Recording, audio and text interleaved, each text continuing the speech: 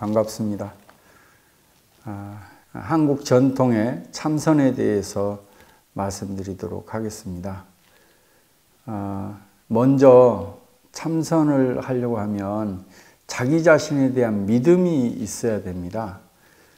자기 자신에 대한 믿음이 깊으면 깊을수록 이 참선을 아주 깊게 할 수 있습니다.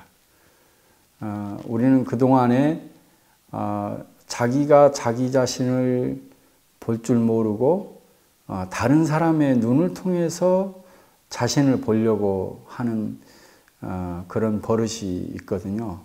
어떤 일을 할 때 남들이 어떻게 생각할까, 그 남들 생각이 더 중요하게 여겼거든요. 또 과거에는 어떻게 했는데 하면서 지금 현재 일을 하고 있는 거죠. 그러면 또한 현재에 내가 주인이 되지 못하고 과거가 현재의 주인이 되어버리는 경우죠. 또 미래에 대한 걱정을 또 하면서 이 일을 대하게 되는 경우도 많거든요. 그러면 미래가 나의 주인이 되어버리는 거죠. 그러니까 다른 사람이 또 과거가 미래가 현재의 나의 주인이 되면은 아무것도 할 수 없어요. 현재에 내가 나의 주인이 되어야 어떤 것을 잘 살피고 정말 귀하게 살 수 있는 그런 힘이 생겨나는 겁니다. 그러려고 한다면 먼저 자기 자신에 대한 믿음을 아주 깊이 해야 됩니다. 그러기 위해서 한 3가지 이야기를 할까 합니다. 먼저 2600년 전에 석가모니 부처님께서 깨달음을 얻고 난 뒤에 처음으로 내놓은 말이 있습니다. 기하고 기하구나. 일체의 모든 중생이 열애와 같은 지혜와 덕상이 있건만 분별망상으로 인해서 알지 못하고 있구나. 그러니까 석가모니 부처님이 깨닫고 난 뒤에 세상을 보니까 모든 존재들이 나와 똑같이 완전한 지혜와 자비를 갖춘 그런 깨달은 사람들이라는 거죠. 그런데 안타까운 것은 자기가 자기를 바라보지 못하고 다른 데를 쳐다보고 있구나. 번뇌와 망상을 보물로 여기고 있다는 거죠. 그래서 이제 석가모니 부처님의 가르침은 그때부터 시작하는 겁니다. 또 요 뒤에 그림이 달마대사거든요. 중국 선종의 초조 달마대사인데 본래 인도의 향지국이라고 하는 나라의 왕자였어요. 석가모니 부처님으로부터 쭉 이어진 그런 선의 그런 정통을 이은 분이 바로 달마대사거든요. 이분이 중국으로 건너옵니다. 그래서 중국의 숭산의 소림 굴에 9년 동안 머무셨는데요. 그때 이제 수없는 제자들이 찾아옵니다. 그래서 법문한 내용 중에 그걸 글로 이렇게 표현을 해 놓은 것이 있는데, 이 사행론이라고 하는 책에 보면 이런 대목이 있어요. 중생과 성인은 동일한 진성을 가지고 있다. 그러니까 나나 2600년 전에 석가모니 부처님이나 똑같은 참 성품을 지니고 있다. 그런데 객진 번뇌로 말미암아서 이 중생들은 그걸 알지 못하고 있다. 그래서 벽관을 통해서 벽을 쳐다보고 참선을 하면 바로 그 참 진성을 알 수 있다. 이렇게 이야기를 해놓고 있습니다. 그러니까 2600년 전에 석가모니 부처님 스님이나 나나 똑같은 성품을 똑같은 크기라는 거죠. 다른 성품이 아니다. 그러니까 여기서 수행하고 있는 스님이나 또 이걸 방청하고 있는 여러분들이나 세상의 모든 사람들, 나와 친한 사람들이나 또 내가 모르는 사람들까지도 이 세상의 모든 사람들의 그 참 마음은 똑같다 하는 것입니다. 그리고 한 500년 전에 그 서산대사라는 분이 이제 계셨는데요. 이분이 이제 500년 전에 태어나서 85세까지 사셨는데, 그분이 이제 13살 때 그 유학 공부를 해서 최고의 교육기관인 성균관이라고 하는 곳에서 공부를 하셨어요. 그러고 난 뒤에 이건 이제 세상의 공부였죠. 그리고 18살에 저 지리산에 가서 불교 공부를 3년 동안 합니다. 그러고 난 뒤에 나는 그동안에 밖에서는 이렇게 좋은 시험을 합격을 해서 높은 지위에 오르는 출세를 하겠다고 생각을 했는데, 이게 전부가 아니구나. 삶이라고 하는 것은 이 귀하고 귀한 이 삶은 남과 비교 속에서 내가 높은 지위에 올라가고 많은 것을 누리고 그런 것이 아니라 마음을 깨우치는 것이 가장 중요한 일이다. 그래서 21살에 출가를 해요. 그래서 참선을 합니다. 10년 동안 참선을 하고 깨달음을 얻어요. 그러고 난 뒤에 이제 다시 그 불교에 관련된 또 옛 선사들에 관련된 그런 책들을 쭉 살피면서 이제 써놓은 책이 있습니다. 선가기감이라고 한 책이 있는데요. 거기에는 이렇게 기록되어 있습니다. 여기에 한 물건이 있는데 본래부터 아주 밝고 신령스럽고 신령스럽다. 이것은 잠깐도 멸한 적이 없고 잠깐도 생한 적이 없다. 나고 죽음이 없다는 것이죠.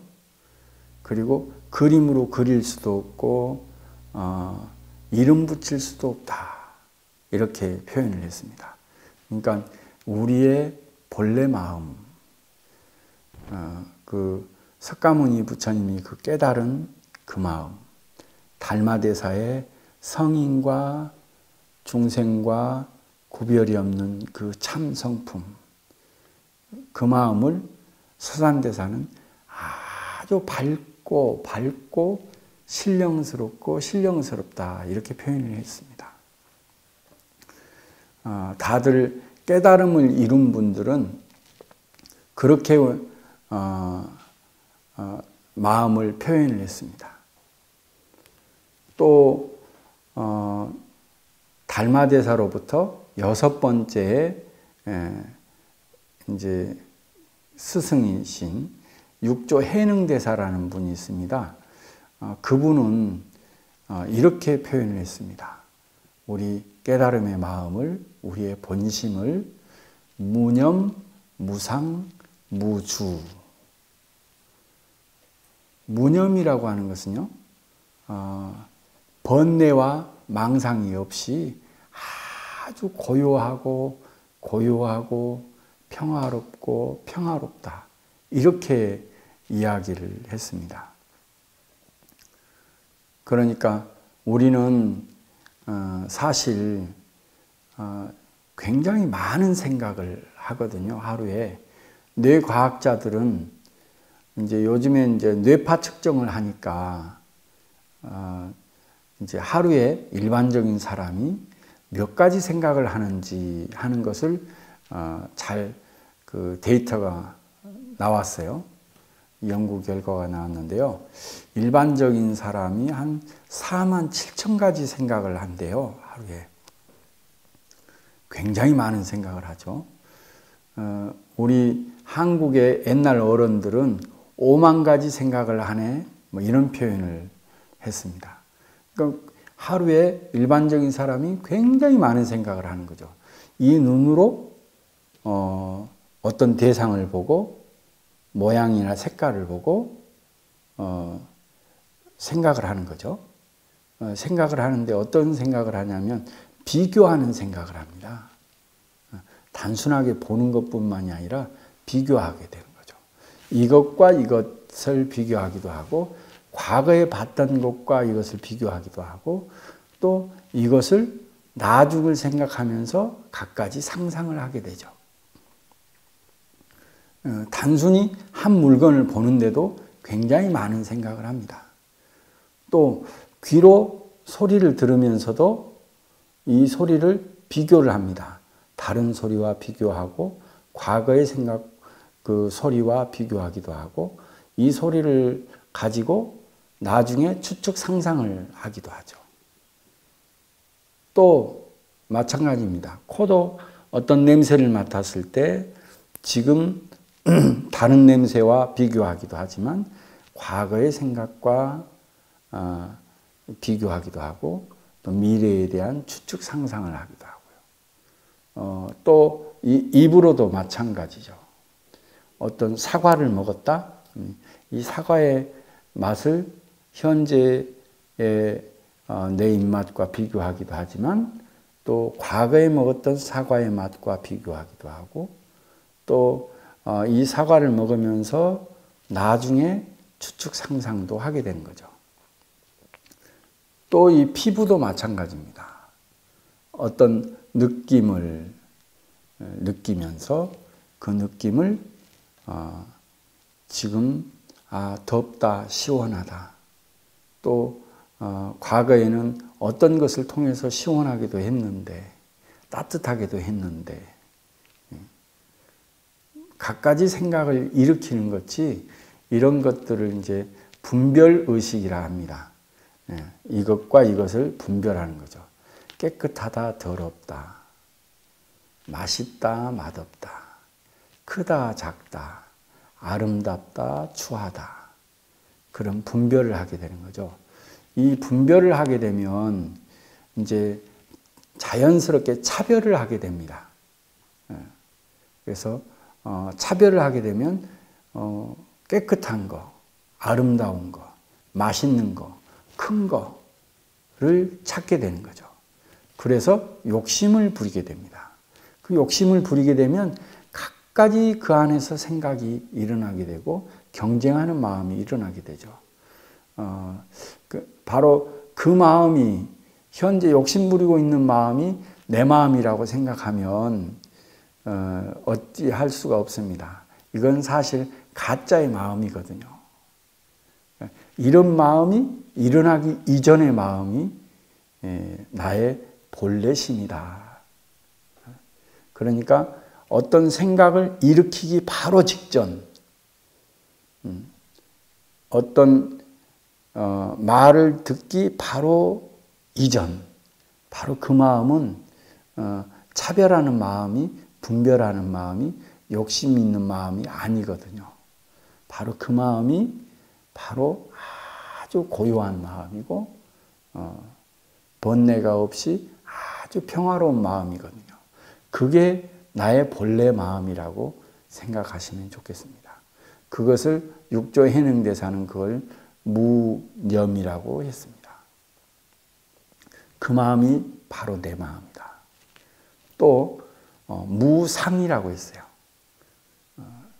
우리는 어떤 것을 보고는 바로 과거의 경험, 지식, 정보 가지고 이것을 보려고 하거든요.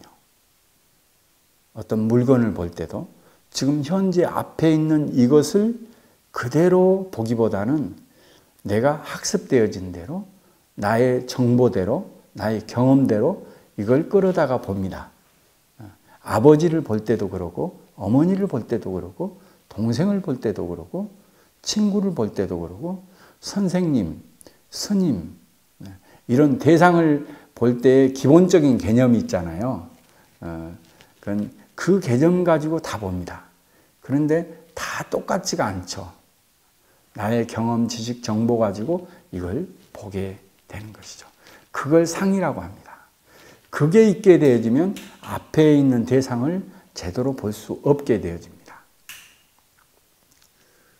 심지어는 이것 때문에 내가 불행하다고 생각을 한 경우가 많습니다.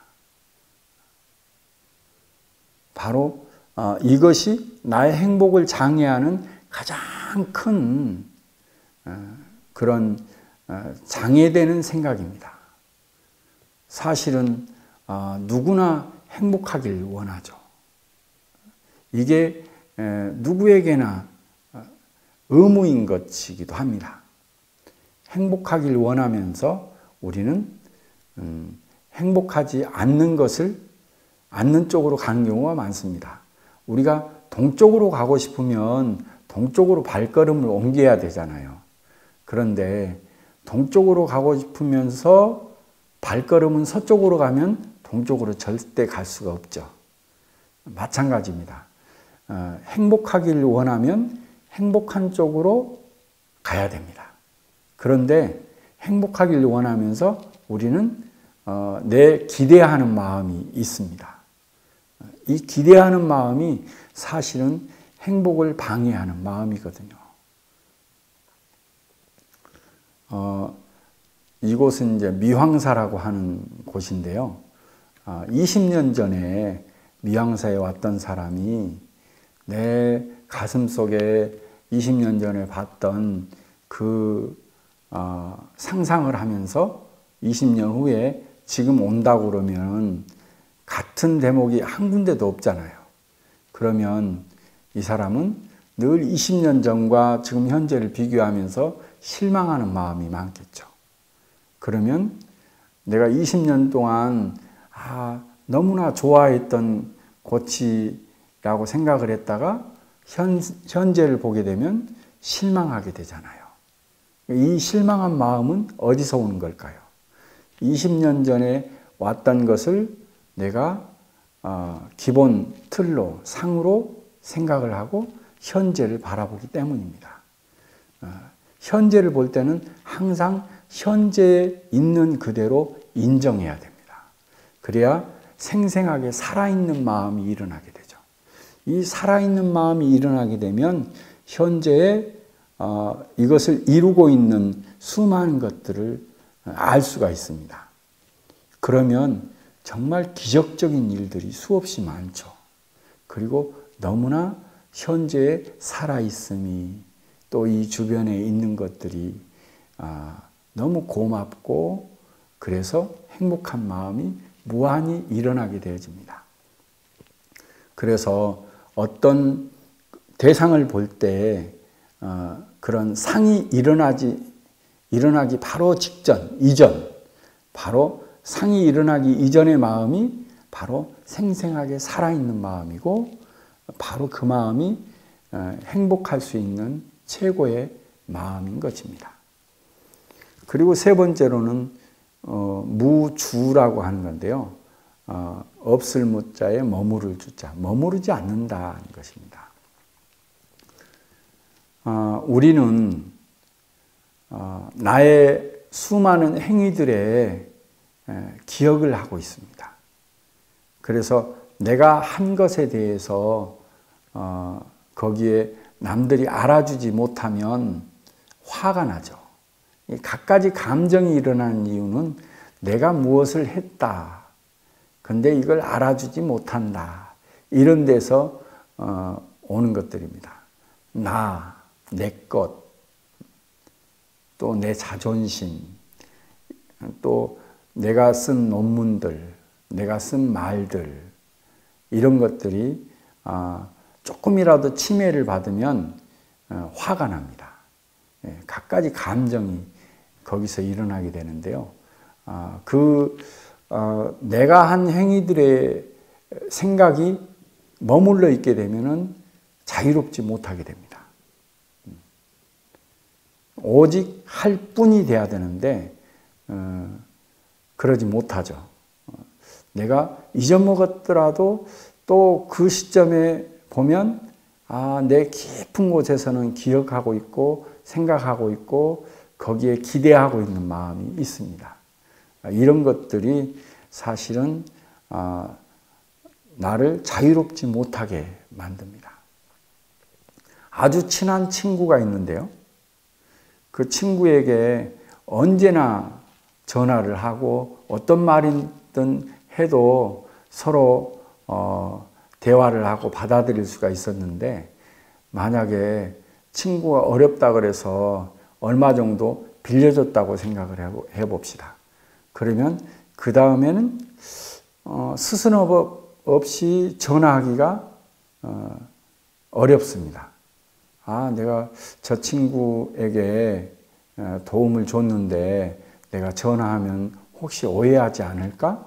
이런 생각이 불쑥 일어나는 거죠. 그러면 예전에는 자유롭게 전화하고 이야기했던 것도 조심스러워지게 되는 거죠.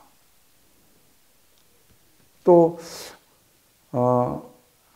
내가 친구에게 스스럼 없이 이야기하고 받아들이고 했던 것도 나중에 친구가 조금 나 자존심 상하는 말을 했다 그러면 내가 이런 말 들으려고 도와줬나? 이런 생각을 하게 되는 거죠. 그러니까 굉장히 섭섭한 마음도 거기에서 일어납니다. 그러니까 내 행위에 내가 생각을 머물러 있어서 그것 가지고 갖가지 감정이 일어나는 거죠. 특히나 화가 나는 감정은 바로 내 것, 나의 자존심, 여기서 일어나는 거거든요. 그러나 사실 내 거라고 주장할 수 있는 게 없습니다. 그 내 것, 나라고 하는 것은 사실 내가 만든 나입니다. 이 내가 만든 나를 떠나야 나를 볼 수 있거든요. 그런데 가짜의 나를 나라고 생각을 하는 것이죠. 사실 나라고 했을 때 가장 기본되는 것이 내 몸이잖아요. 이 몸이 내 거라고 자세히 살피고 주장하려고 하면 그렇지 못합니다. 근본적인 몸의 주인은 누굴까요? 부모님이겠죠. 그리고 3.5kg로 태어납니다. 그 몸이 지금 현재의 몸일까요? 그러지는 않죠. 끝없이 우리는 밖으로부터의 음식을 먹고 또 끝없이 세포가 만들어지고 또 없어지고 하면서 지금은 어른인 여러분들은 한 60조의 세포로 이루어졌습니다. 1초에 100만 개의 세포가 없어지고 만들어지고 하거든요.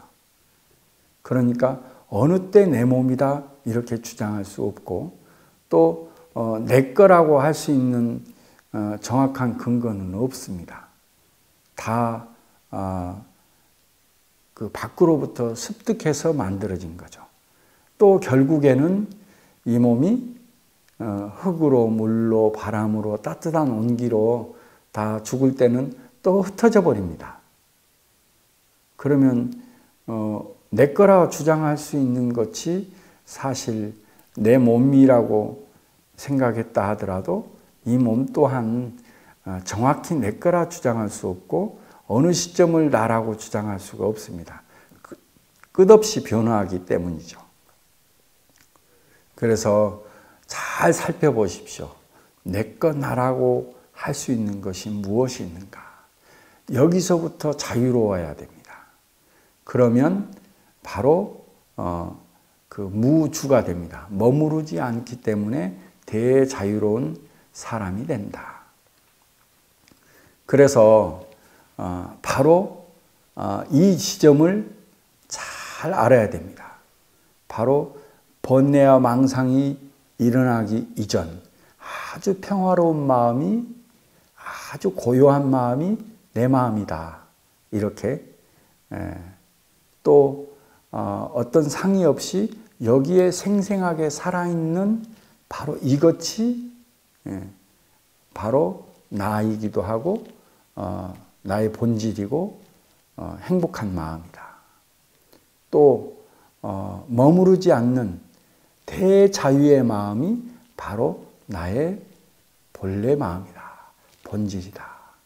이것을 여러분들이 잘 먼저 인식하고 그 다음에 거기에 대한 믿음이 아주 깊이 있게 되어진다면 좋겠습니다.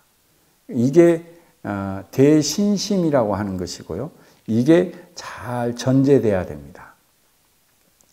이제 밖으로 향하는 마음, 눈이 늘 밖의 사물을 보고 살피게 되는 마음이, 또 귀가 모든 소리를 살피는 마음이, 코가 모든 냄새를 살피는 마음이, 이 입이 끝없이 맛을 쫓아가는 마음이, 이 피부가 또 밖으로의 그런 기후 조건들을 보면서 받아들이는 마음들이, 또 거기에서 이것과 저것에 분별하는 그런 마음들이 이렇게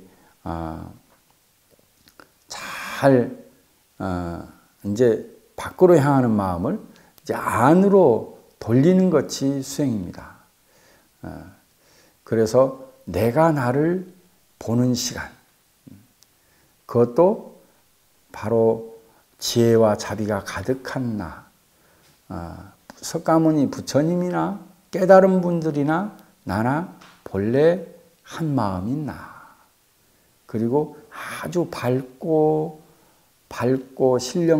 신령스러운 나의 마음. 번뇌와 망상이 없는 아주 고요한 마음, 평화로운 마음. 언제나 생생하게 살아있는 이 행복한 마음. 그리고 어디에도 머무르지 않는 아주 자유로운 마음. 바로 그 마음을 찾는 여행이 바로 참선이다. 이렇게 말할 수가 있겠습니다. 제가 살고 있는 이 미왕사의 뒷산은 달마산이라고 하는 산입니다. 우리나라 육지에서는 제일 마지막 산인데요. 굉장히 아름다운 산이에요. 바위 병풍이 둘러쳐져 있는 것처럼 굉장히 아름다운 산인데 비가 오거나 그런 날은 안개가 쫙 낍니다. 그러면 절의 대웅전은 보이는데 뒤에 산이 싹 없어져 버려요. 안 보이게 되죠. 구름이 가려져 있다고 해서 산이 없어졌을까요? 눈에 보이지 않는다고? 그러질 않겠죠. 어느 날 또 구름이 싹 지나가고 나면 그대로 산이 드러납니다. 구름 때문에 산이 안 보였던 것이죠. 산은 늘 그대로 있습니다. 그런 것처럼 우리 마음은 늘 생생하게 자유롭고 평화롭고 행복한 그 성품 그대로 있습니다. 그런데 우리가 이 보고 듣고 냄새 맡고 맛을 보고 피부로 촉감을 느끼고 하는 이 6가지 의식이 있습니다. 분별하는 이런 의식 때문에 욕심이 일어난다고 했죠. 그 욕심이 일어나게 되면 앞에 있는 것이 제대로 안 보입니다. 사실 하나하나마다 귀하고 귀한 것인데 우리는 비교해서 어떤 것에 눈이 가게 되면 다른 건 눈에 보이지 않게 되는 거죠. 그게 욕심의 구름입니다.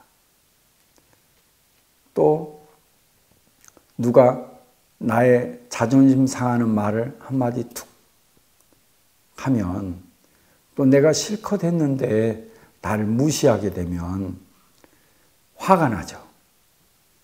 화가 나면 그 눈으로 아주 아름다운 모습을 본다 하더라도 눈에 들어오지 않죠. 아주 맛있는 밥을 먹는다 하더라도 맛이 없겠죠. 아주 지혜롭고 귀한 또 아름다운 음악 소리 이런 것들이 들린다 하더라도 그게 눈에 귀에 들려오지 않겠죠. 먹구름이 탁 끼는 거예요. 화가 나면. 그것도 하루가 아니라 뭐 2, 3일, 일주일, 한 달 가는 경우도 있어요. 영원히 저 친구 안 볼 거야. 이렇게 굉장히 오래 가는 경우도 있습니다. 몇 년씩. 또 앞에 대상하고 상관없이 내 경험, 지식, 정보 가지고 이것을 내 주장이 맞아 이렇게 고집 부리는 경우가 있습니다. 그건 이 세 가지가 늘 나의 구름을 만들어서 나의 본래 성품을 가리는 것입니다. 욕심 부리고 성질 부리고 고집 부리는 이 마음이 매 순간 일어납니다. 그래서 아무리 내 마음이 본래 평화롭다 하더라도 본래 행복하다 하더라도 어디에도 걸림이 없이 자유롭다 하더라도 그것들이 먼저 앞서서 나의 일어나지 못하게 만드는 거죠. 그래서 이 욕심의 구름, 또 화로 인한 먹구름, 또 고집스러운 마음, 이 구름을 싹 걷어내고 나의 본래 성품을 일으켜서 쓰는 것을 선이라고 합니다.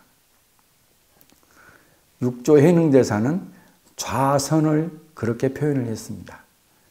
좌는 밖으로 어지러운 마음을 다 쉬는 게 좌다. 여기에 앉아 있으려고 한다면 밖으로 떠다니는 마음들을 다 쉬어야 되겠죠. 몸만 여기 있으면서 이 생각 나고 저 생각 나면 그게 앉아 있는 게 아니겠죠. 그리고 선이라고 하는 것은 아까 이야기한 대로 나의 자유롭고 평화롭고 행복한 바로 그 마음을 일으켜내서 그 마음으로 쓰는 것, 그 마음의 주인이 되는 것, 이게 선이다. 이렇게 이야기를 하고 있습니다.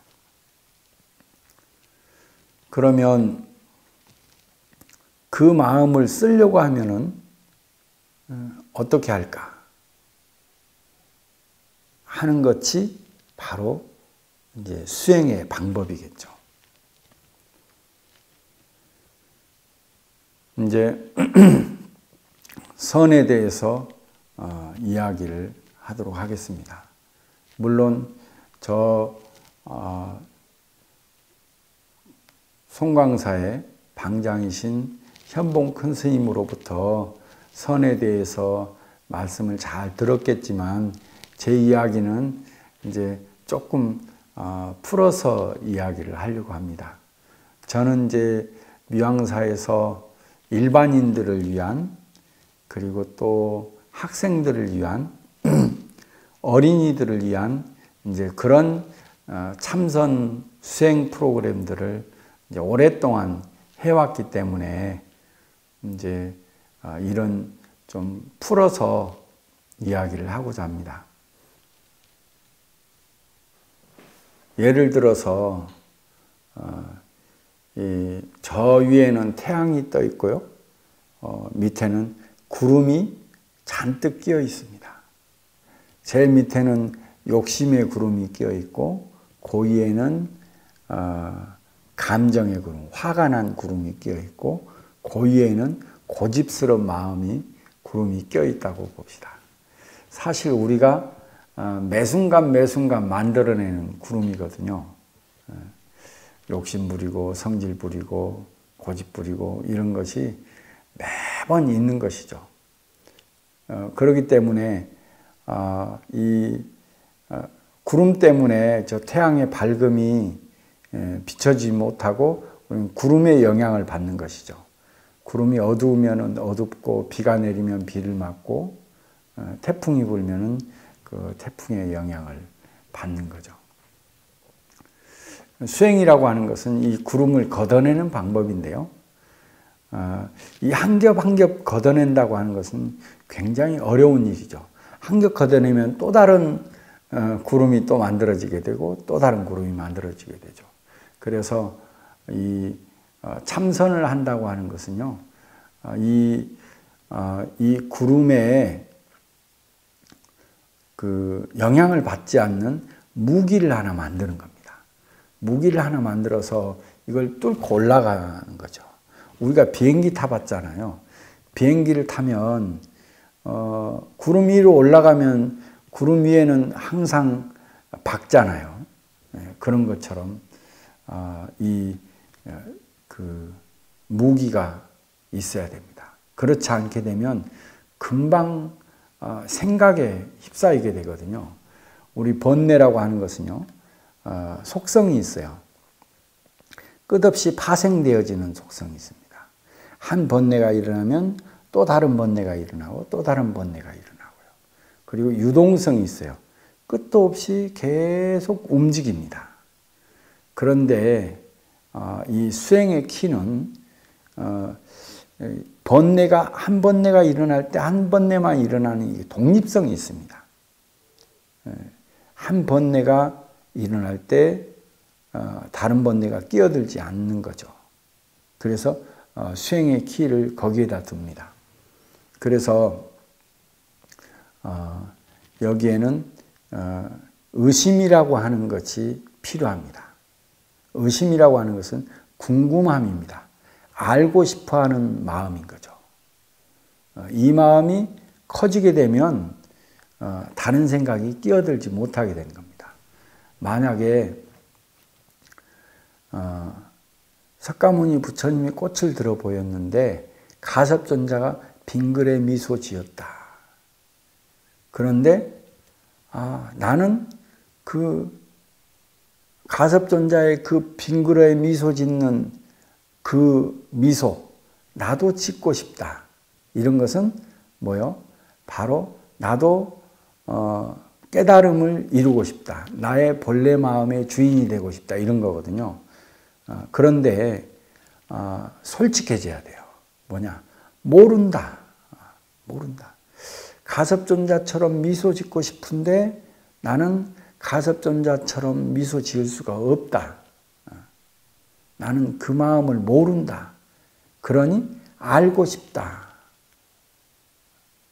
나도 가섭존자처럼 미소 짓고 싶은데 그 가섭존자의 미소를 모른다. 알고 싶다. 이런 것이죠.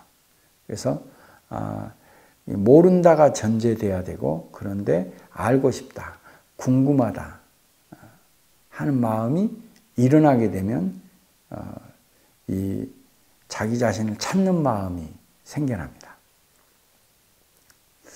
하나 예를 더 들어볼까요? 고려시대 때 나홍 스님이라는 스님이 계셨어요. 고려시대 때 공민왕의 스승인 분인데요. 이분이 이제 깨달음을 얻고 난 뒤에 저 양주 해암사라고 하는 곳에 머물렀어요. 그러니까 수많은 스님들이 찾아와서 같이 공부하게 됐어요. 그때 보름에 한 번씩 이제 이 제자들에게 설법을 하십니다. 어느 한 날 나홍 선사가 이렇게 제자들에게 이야기를 합니다. 이 설법을 듣는 자 누구냐? 말해보라. 이 보아내고 알아내는 이 주인공은 도대체 무엇이냐? 이건 마음이라 이름 붙일 수도 없고 한 물건이라 이름 붙일 수도 없고 부처라 이름 붙일 수도 없는 이건 도대체 뭐냐? 이렇게 질문을 합니다. 지금 여러분도 한번 생각해 보세요. 이 설법을 듣는 자 누구냐? 뭐야? 이 보고 듣고 하는 이것은 도대체 누구입니까? 대답해 보세요. 대부분 나라고 대답을 하죠. 이 보고 듣고 하는 이것은 나죠. 그러면 이 나라고 하는 것을 진정으로 아십니까? 모릅니다. 모르죠. 알고 싶지 않으세요? 알고 싶죠. 그러면 지금 나라고 대답한 이것은 무엇인가?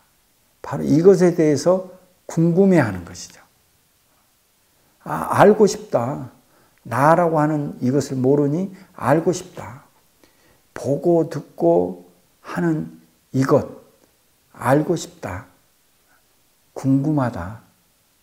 이렇게 찾는 마음이 이제 화두입니다. 나라고 하는 이것은 도대체 무엇이지? 보고 듣고 하고 있는 이것은 도대체 무엇이지? 이렇게 마음속에서 알고 싶어하는, 궁금해하는 마음이 일어나게 되면요, 그 마음이 점점이 커집니다. 그 어떤 것보다도 사실 내가 나를 알아야 세상을 당당하게 살 수 있지 않을까? 그렇지 않으면 또다시 남들 보는 것을 의식해가지고 내가 거기에 춤추고 사는 것은 아닐까?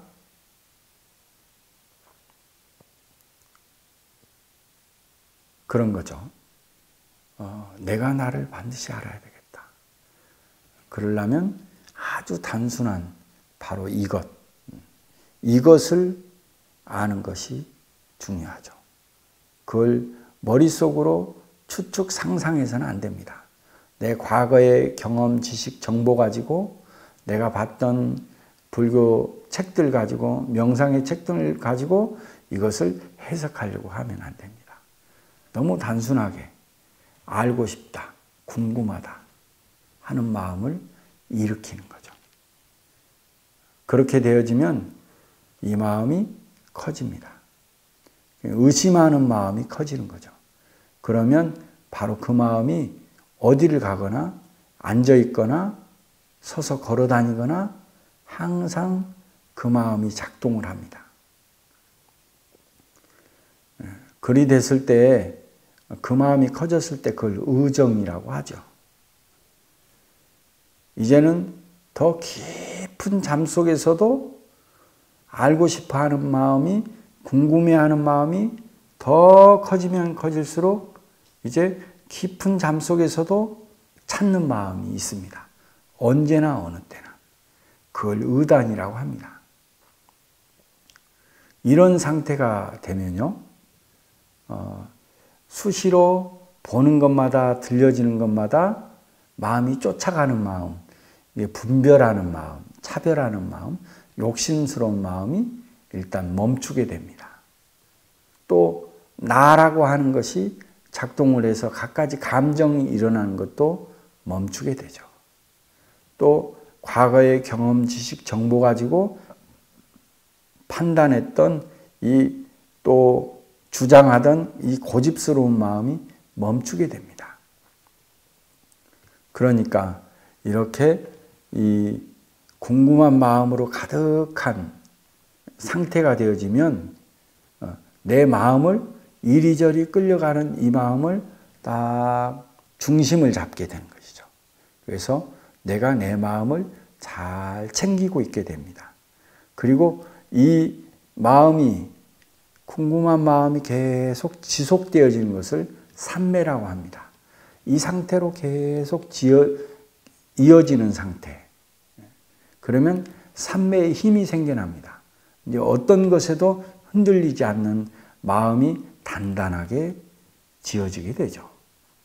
그리고 이 마음은 저절로 무념 무상무주한, 바로 본래 평화롭고 본래 자유롭고 본래 늘 생생하게 살아있는 이 생각하기 이전, 말하기 이전에 그 마음에 딱 함께 그걸 개합한다고 하는데요.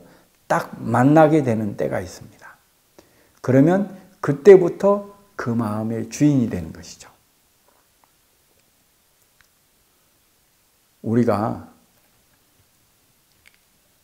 이렇게 아주 아름답고 또 고요한 산속에서 방 하나 얻어가지고 일주일간 있으면 마음이 고요해지죠. 고요해집니다. 누구나. 그런데 고요해진 이 마음 가지고 다시 마을에 내려가면, 여러분들의 일터에 가게 되면 누가 하나 탁 자존심 상하는 말 한마디 하면 다시 또 일어나게 되죠. 그러한 상태 가지고는 안 됩니다. 바로 저 마음속에 있는 가라앉아 있는 찌꺼기마저도 싹 제거를 해야, 그래야 비로소 내 마음에 내가 주인이 되는 것이죠. 바로 욕심 부리는 마음, 성질 부리는 마음, 고집 부리는 이 마음을 싹 뿌리마저도 뽑아버려야 그 다음에 일어나지 않게 되는 것이죠. 바로 그러한 방법이 바로 이 화두를 들고 참선하는 방법입니다.